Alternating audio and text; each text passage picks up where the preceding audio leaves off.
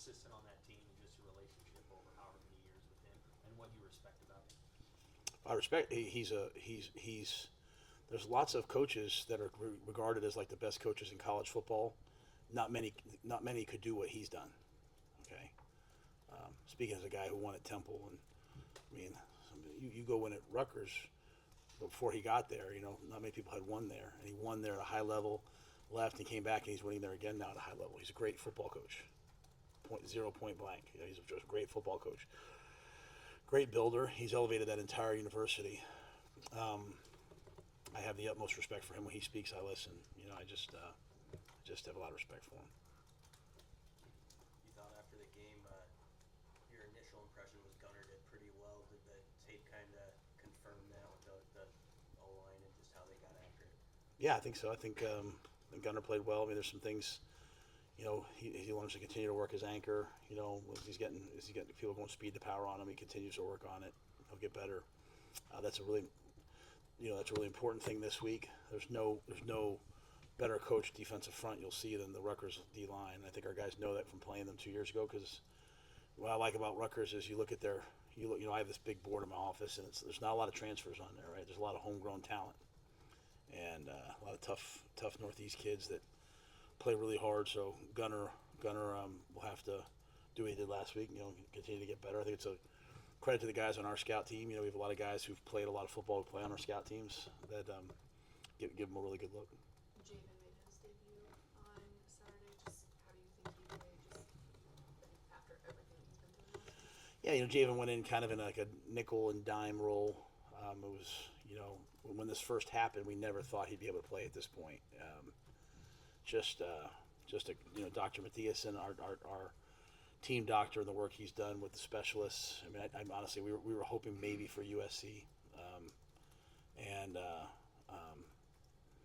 the hard part about my job is I only get called in when it's the heartbreaking conversations. I'm not the position coach. I'm not there for the day-to-day good ones. I'm not always the fun guy, but I was there for that one with Javen and his father, and just like I was with Ramir last year when his season was over, and those things are heartbreaking. And so to see the joy on Javen's face to play was that was a moment that will stay with me for a while. And so, how did he play?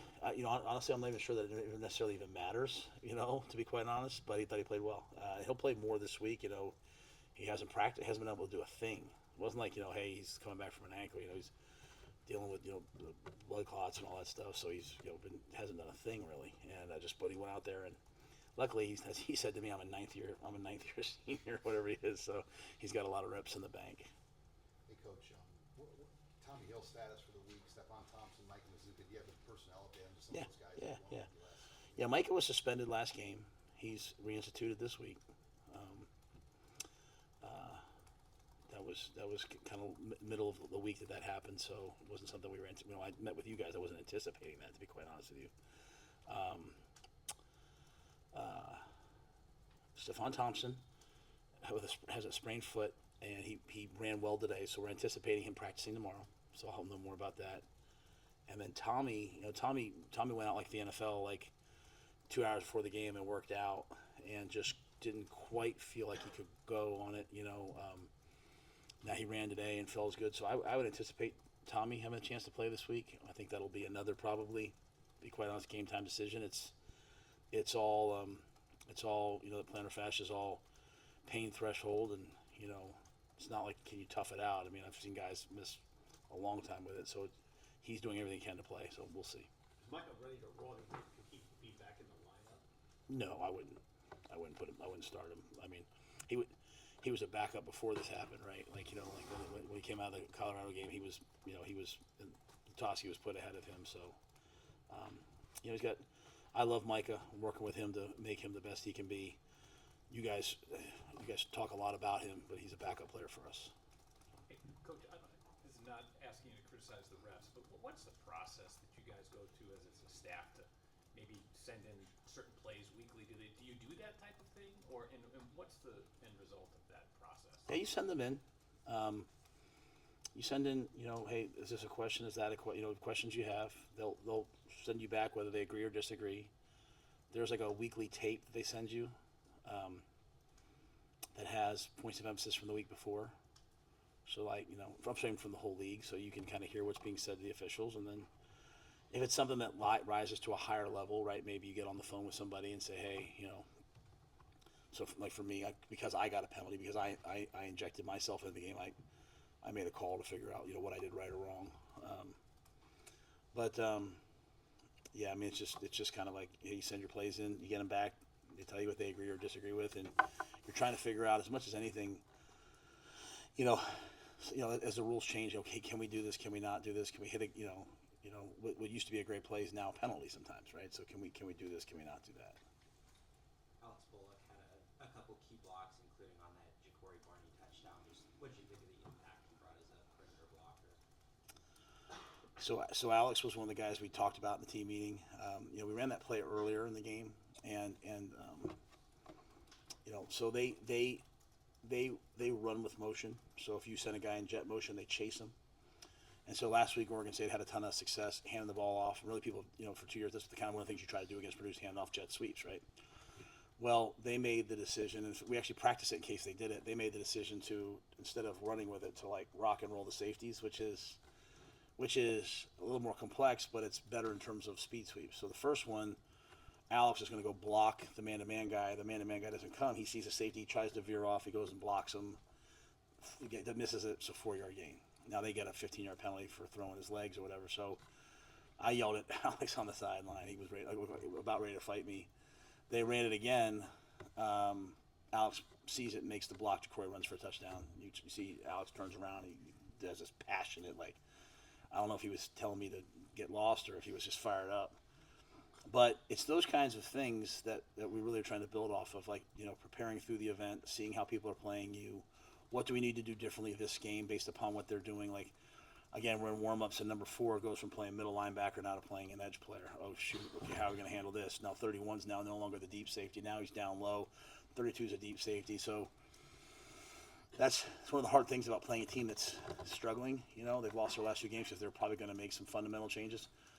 Alex is just becoming more and more and more the guy that, like, you know, the coaches or Dylan will say, hey, can I have Alex on this play? Because, you know, he's a guy who finds a way to get a job done, and he was excellent on special teams. You know, he was fantastic on.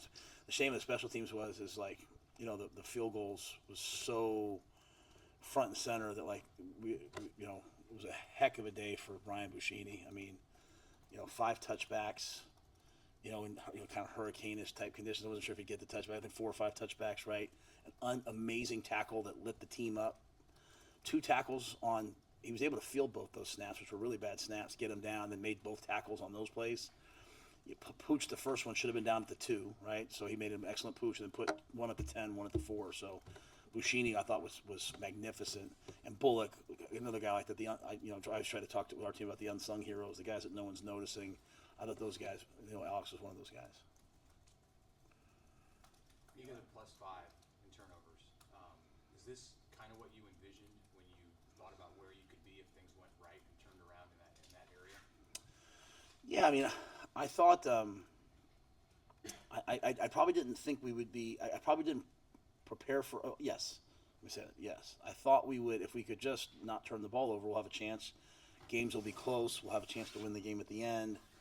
I didn't probably prepare for us being as explosive as we are in terms of, like, we're really, I mean, even in the first half, you know, I showed our guys, it was, forgive me for the numbers might be off, 32 plays for like 210 yards in the first half, 27 plays for 208 yards in the second half. So it really wasn't like we weren't explosive.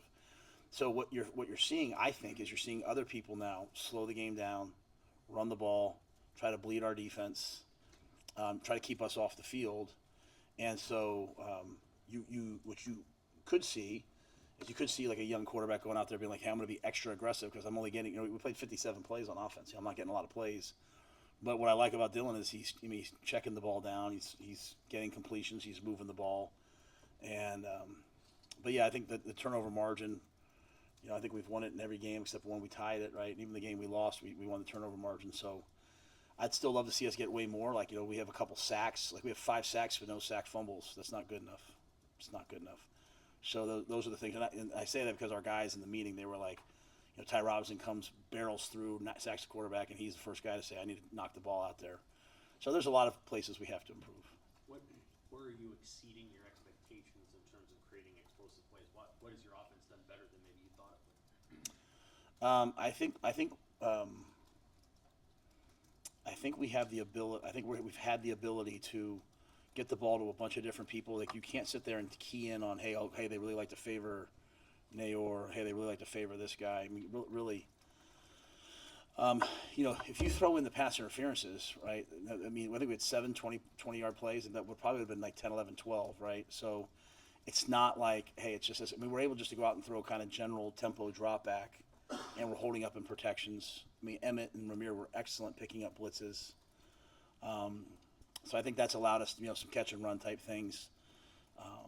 What I'd like to, there's some things I'd like to see more of. Like, we weren't great in the red zone in the first half. We were 0 for 2 in the red zone, and we were 2 for 2 in the second half, which is why the game changed, right? Third down was disappointing. But you look at it, it was 4th and 1 and we false start, and it was 3rd and 1 and we false start. So just as I told our guys, it's time for grown man football. Enough of that. I thought I heard him clap, or I thought I heard enough of that. Like, come on now. So if we could stay on the field a little bit more, maybe get a few more turnovers in defense, I think we could really see some explosive things happen. But you're about to face some teams like Rutgers who, they don't give up explosive plays. They make you earn it. Coach Shiano doesn't give up explosive plays. They don't play quarters. They're gonna make you earn it. They will pressure you, and as much as we're kind of built to, like, we want you to pressure us, we get the ball out of our hand. They can sit there. They play 4-3 quarters with rugged players, and they'll try to knock you back into the quarterback's lap. So it's a whole different animal that we're facing this week with the way they play. Is that Washington game? Washington gains 521 yards and scores only 18 points. Kind of a template of like what their defense is good at, is preventing those big plays. Yeah, well, I mean, I think they're.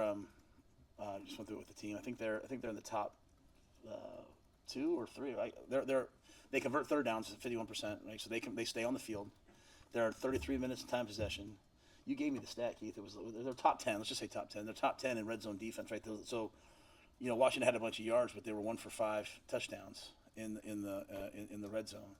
So, we have to find, even the touchdown we scored, but we had to get to 4th and inches to get it in. So, for us, while we're throwing the ball around decently, can we get the tough yards? Can we get the 4th and 1? Can we get the 4th and 2? Can we get the 3rd and 1 without everything having to be a speed sweep? Can we line up and knock you back and go get that yard? And that's the state. As you look at the things that we're not doing well or what we need to improve upon, it's those hard, tough yards that I'm anxious to see.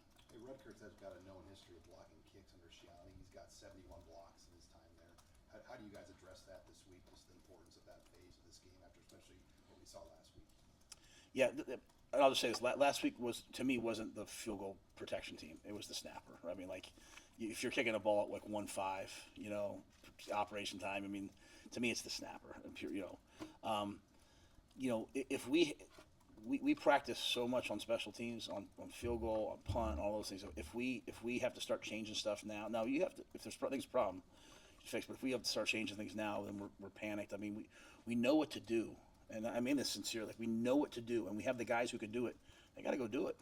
Like that's the phase that we're in. Like, if you guys have heard me talk about like winning football to championship football, like, you can't be a different guy in practice than you are in the games. And like, we're making those kicks in practice every day, and so I expect us to make them in the games. And we're making that snap in practice. So I expect us to make them in the games. So they're going to come after us. They should come after us, right? But one thing we are doing, like, we went after the first punt, and if you go back to the last couple of games, the punters are getting the ball off against us in like 1.1, 1.2, and the balls are going 35, 40 yards, or going out of bounds. Like, our punt rush team hasn't made the big play that everyone goes wow with, but the field is being tilted in our favor. Like, we're getting the ball at the 40-yard line, they're getting the ball at the 5. We're getting the ball at the 40. If anything, I'm coachable. I watch Coach Ferentz. I watch these guys, and I'm like, okay, how are they winning in these elements? And the elements haven't really showed up yet, but when they do, like, the wind was there on Saturday.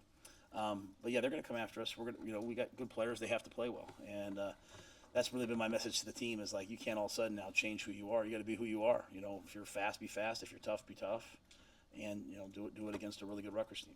Did Sierra do well to arrive midsummer and figure it out to get to where he is right now? Yeah, he's smart. I mean, at the end of the day, like, if you're smart and you try, you have a chance. Some guys play football because they're talented. Some guys play football because they're football players. I don't know if that makes sense. like you somewhere along the way, like some people lift weights because they're lifters. Some people run because they're runners, right? Like Sierra's a football guy. He's a football player. So he shows up and you're not pulling teeth. We have some guys who are really talented, but you're trying to get them to be a football player and they want to be everything else, right? Sierra's a football guy. He's played a ton of football at a high level at USC. The moment's not too big for him. He likes to compete. He had to learn kind of our way of doing things, our way of practice and all that, but he's a really, really good person. And so when you do correct him on something like, hey, here's what we expect, he does it. And then, I think John Butler's done a really good job. And then Melvin and Adam DeMichael and Tariq help him, and they do a good job of getting people reps. And then if you go back to that game, we had Mario Buford in there playing in crucial times. We rotated more guys. Jeremiah Charles got real reps, so we wanted to get more people in the game so we would be fresh in the fourth. Dylan mentioned on the touchdown throw to Banks that he went from a double cadence to a silent count. Said there was noise and just a lot of different stuff going on that play. It was a third down. First road game, is that he kind of talked about it nonchalantly, like he just did this. Is that kind of thing rare for a quarterback like him to do in that spot? I think the thing that we've done with Dylan is we've said, everything in life happens for a reason. I had a chance to work with a guy, Ben McAdoo, at the end of my Carolina time. It didn't work out for us. But Ben had been with McCarthy and all those guys in the Green Bay and the way they train you in Green Bay. And they start the year off, hey, here's our 4 or 5 man beaters. Here's our 0 bit beaters. Here's our cadences. And then you get a guy like Aaron Rodgers, you train him that way, and then pretty soon he has all the answers to the test when he's out there. And so I think what we've done with Dylan is I've said it from day one. I think Steve asked me the first week, we're just, however we want Dylan to play when he's a junior, we're just trying to coach him that way now. And the same thing with Danny Kalen. So, here's your cadences, here's your checks, here's your audibles, here's your opportunities, there might be different things on different weeks, but even right before the half, they brought 0 and he checked to a wheel route to Ramir and just missed Ramir. But we're living with those things. Like maybe we didn't want to do that. Maybe that was we could have just won them. But we have coached them up and they've put the system in that's really, really, really high level stuff because he can do high level stuff and he works at it. He reps at it. Like I'm in my office today. He stops in my office. He's talking about the things that they do and what can I do this? Can I do that? So I think he's rare, but I think the confidence the coaching staff has given to him to go do it, and then also I think that his preparation's like way, way, way over here. You talked about Nebraska being a growing team. Where do the 5th and 6th year guys fit into allowing that time? Yeah, they're growing too because they're in territory they haven't been in before, right? And so, they haven't been 4-1, right? They haven't. I don't know how many road games they've won, right? They haven't done those things, and so it's this humble confidence to stand your ground, right, and not, be confident in the things that you're confident about, but also be humble to say, hey, what do we need to improve upon? So, can you come in this week, and can you have the same edge to you as you had last week about what do we need to get better at, while at the same time being confident, knowing, hey, I'm a good player, I have the right to, I've worked hard, and so. A lot of those guys, I think they're all growing. I don't think it's age as much as it is just, hey, what does this take? What does this require? Like, you watch Purdue, and Purdue gives up. He gives up. I don't know how many yards he gave up to Notre Dame, but it was just a bad day, right? And then they give up, 300 some yards rushing to Oregon State, and I think Sam asked me. I was like, well, we don't really have a running quarterback, and they're not gonna. Your defensive head coach is not going to give up 200, 300 yards rushing 3 games in a row. He's just not going to do it, right? So they played man and left their guys on an island out there, and so we went out, we threw the go balls, and, so I just think, our guys, learning, hey, because we're winning a few games now, people are going to do different things against us, and I've got to get to the game. I've got to recognize what's happening in this game. It's not all this emotion beating our chest. It's like getting to the game and being like, what are they doing? Oh, hey, this is a cover 2 game. Hey, this is this game. Hey, this is that game. And then them seeing the preparation, the things that we're working on and showing up. Like Barrett Liebentritt, I said this on the thing. He had the same play in practice that wasn't very good. We showed it to the whole team. He got in the game and he absolutely took out 2 guys, like you guys said. I hadn't seen that yet. So hey, practice matters, practice matters. And the guy that he hit in practice was Marquise Buford, who's, 2 ACLs, bad shoulder, bad hip, bad neck, plays in every play, but yet he's out there in his black shirt, competing on a Tuesday, because that's what we do here. And so I think those older guys, them still being coachable, them still having a lot of say in things, like even some of the discipline issues that I'm dealing with, with guys on the team.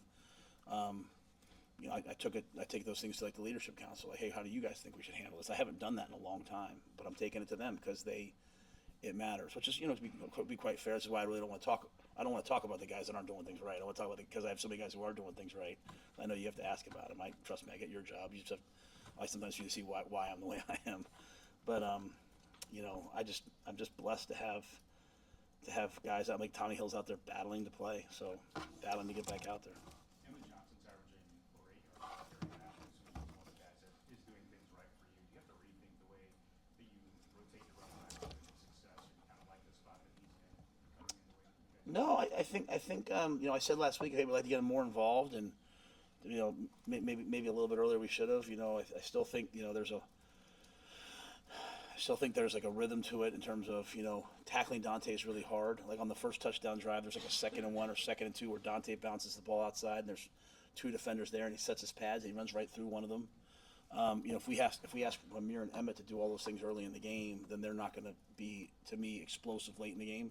So I think the big backs, you have to just understand that they're setting the tone for the run game. But what I loved about what Emmett did was Emmett caught the ball out of the backfield. He picked up blitzes, and then the first guy never tackled him. And we have our little keys to victory every week. And one of the things for this week was get the ball in the perimeter and be untackleable, right?